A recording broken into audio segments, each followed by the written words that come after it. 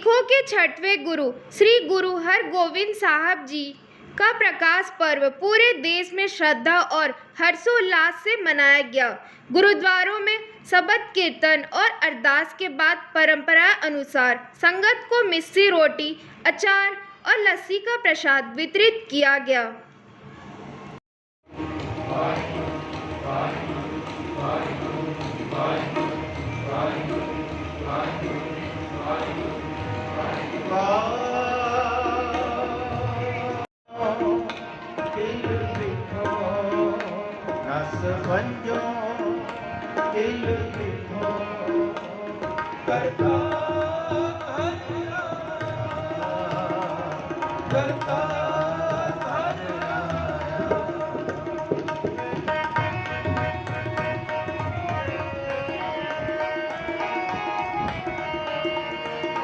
सिख इतिहास की परंपरा, आस्था और वीरता से जुड़ा प्रकाश पर्व। गुरु हरगोविंद साहब जी के जन्मोत्सव पर गुरुद्वारों में छाया श्रद्धा का माहौल। लस्सी, मिस्सी रोटी और अचार बना संगत का प्रसाद। माना जाता है कि माता गंगा पुत्र रत्न की प्राप्ति के लिए बाबा बुढ़ा जी के पास मिस्सी रोटी, अचार, साबुत प्याज और लस्सी लेकर पहुंची थी, जहां उन्हें आशीर्वाद स्वरूप ऐसा पुत्र प्राप्त हुआ जो आगे चलकर सिख इतिहास का वीर योद्धा बना। इस अवसर पर राजनांदगांव के ज्ञानी भूपेंद्र सिंह ने गुरु हरगोविंद साहिब जी के बारे में जानकारी दी। वे गुरु साहबान सदगुरु जी गुरु हरगोविंद साहिब जी का पावन पवित्र प्रकाश दिन है। आज के दिन गुरु अर्जन देव जी महाराज के यहाँ माता गंगा जी की कोख से गुरु हरगोविंद साहिब जी महाराज जी का प्रकाश हुआ। ये मिस्सी रोटी का क्या है, क्यों मिस्सी रोटी आज दी जाती है और लस्सी, अचार? हाँ जी, ये एक बहुत सुंदर कथा है, बहुत सुंदर इतिहास है। शॉर्टकट में बता दें तो अच्छी बात है। इसमें ऐसा है कि माता गंगा जी और गुरु अर्जन देव जी महाराज जो कि हमारे 5वें सदगुरु जी थे, उनके घर में कोई बच्चा नहीं था।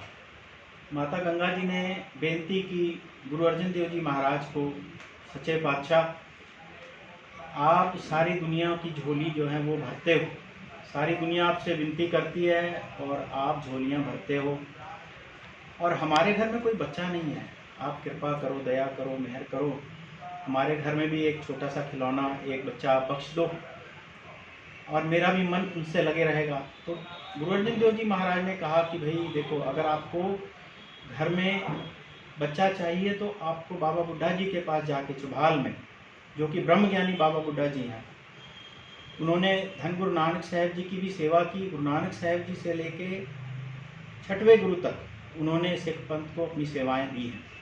तो बाबा बुढ़ा जी के पास जाके आप बेनती करो, अरदास करो, प्रार्थना करो, वहाँ से ही आपको ये प्राप्ति होगी। तो माता गंगा जी जब पहली बार बाबा बुढ़ा जी के पास गई विनती करने, तो पूरे लाव लश्कर के साथ गई और मिस्से प्रसादे बना के लेके गई, प्याज लेके गई और लस्सी लेके गई। लेकिन जब पूरे लाव लश्कर के साथ लेके गई हैं तो बाबा बुढ़ा जी ने धूल उड़ती देखी। बाबा बुढ़ा जी बैठे थे खेत में, तो उन्होंने पूछा कि माता गंगा जी, ये क्या दुश्मनों ने हमला कर दिया है क्या गुरु घर पे, जो इतनी धूल उड़ाते आ रहे हैं? माता गंगा जी ने मत्था टेका, आशीर्वाद दिया और कहा, बाबा जी, मुझे गुरु साहब ने भेजा है, गुरु अर्जन देव जी महाराज ने, और उन्होंने कहा है कि अगर आपको घर में बच्चा चाहिए तो आप बाबा बुढ़ा जी से बेनती करो, वो अरदास करेंगे तो सच्चे पातशाह आपके ऊपर बख्शिश करेंगे। तो गुरु बाबा बुढ़ा जी ने ये कह के टाल दिया कि गुरु अर्जन देव जी महाराज के हाथ में सब कुछ है, वो खंडों ब्रह्मांडों के मालिक हैं, वो जो चाहे दे सकते हैं, वो ही आपको ये नेमत प्रदान करेंगे। और इतना कह के उन्होंने माता गंगा जी को वहाँ से विदा किया। जब वापस पहुंची माता गंगा बहुत उदास थी। गुरु अर्जन देव जी महाराज ने पूछा, माता गंगा आप बहुत उदास हैं, आप बाबा बुढ़ा जी के यहाँ गई थी, क्या हुआ? उन्होंने बताया कि उन्होंने ये कहा है कि जो कुछ नेमतें दुनिया में बढ़ती हैं वो गुरु अर्जन देव जी महाराज के यहाँ से बढ़ती हैं। तो आपको उनके सामने अरदास करनी चाहिए, बेनती करनी चाहिए कि गुरु अर्जन देव जी महाराज आप कृपा करो, आप बच्चे की दात बख्शिश करो। तो गुरु अर्जन देव जी महाराज मुस्कुरा पड़े। उन्होंने कहा, माता गंगा कैसे गई थी आप, आपके जाने का तरीका क्या है? तो माता गंगा जी ने कहा, मैं लाव लश्कर लेके सखी सहेलियों के साथ गई थी। तो उन्होंने पूछा, बाबा बुड्ढा जी ने क्या कहा? उन्होंने कहा, माता गंगा क्या दुश्मनों ने हमला कर दिया है, धूल उड़ा के आई हो? बस। गुरु अर्जन देव जी महाराज मुस्कुरा के कहने लगे, माता गंगा अगर किसी से कुछ लेने जाना हो तो बहुत नम्रता से जाना चाहिए। माता गंगा को ये बात समझ में आई, पकड़ में आ गई बात। दूसरे दिन उन्होंने खुद स्वयं मिस्सी रोटियां बनाई और सिर पे लस्सी का पाटा रख के और प्याज लेके हाथ में पैदल अपनी एक दो सखियों के साथ नंगे पैर बाबा बुड्ढा जी के पास गई। और जब बाबा बुड्ढा जी के पास गई हैं, बाबा बुड्ढा जी इंतजार कर रहे थे। बाबा बुड्ढा जी कहते हैं, माता गंगा बहुत जोर की भूख लगी है, जल्दी जल्दी मुझे प्रसादे छकाओ, खिलाओ। तो माता गंगा ने बड़े प्यार से बाबा बुड्ढा जी की सेवा की और बाबा बुड्ढा जी ने जब प्याज लिया हाथ में, प्याज उन्होंने जमीन पे रख के मुक्का मार के फोड़ा और माता गंगा जी को कहा, माता गंगा आपके कोख से ऐसा बलशाली, ऐसा महायोद्धा, महावीर बच्चा पैदा होगा, बच्चा आएगा जो कि महाबलशाली, महापराक्रमी होगा। और जैसे मैंने ये प्याज अपने हाथ से मुक्के से फोड़ा है, वैसे ही ये अपने मुक्के से शत्रुओं का सिर फोड़ देगा, इतना बलशाली होगा।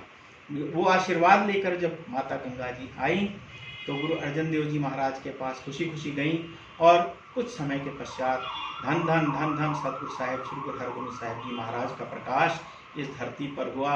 बहुत ही बलशाली सदगुरु, उन्होंने अपने जीवन में 4 युद्ध लड़े और चारों युद्ध उन्होंने जीते। बहुत ही पराक्रमी हमारे सदगुरु जी थे। ये तो हो गई मिस्सी रोटी वाली बात। अब वो जो मीरी पीरी के मालिक बोलते हैं, उनका क्या है कहना, क्यों कहा जाता है मीरी पीरी के मालिक? हरगोबिंद साहब महाराज जी ना, वो 2 तलवारें पहनते थे, एक मीरी की, एक पीरी की। एक राजनीति के हिसाब से, एक गरीबों की रक्षा के हिसाब से। उन्होंने एक बैलेंस बना के रखा गुरु के घर में कि यहाँ से राजनीति भी चलेगी, यहाँ से सिखों की राजनीति भी होगी और गरीब का भला भी होगा। किसी गरीब को कोई कष्ट नहीं पहुँचेगा। किसी गरीब का दुख दूर करना है या उसके ऊपर ज्यादती हो रही है तो इस कृपान से उस ज्यादती का मुकाबला किया। वाहिगुरु जी का खालसा, वाहिगुरु जी की फतेह। Bureau report CG24 news Raipur.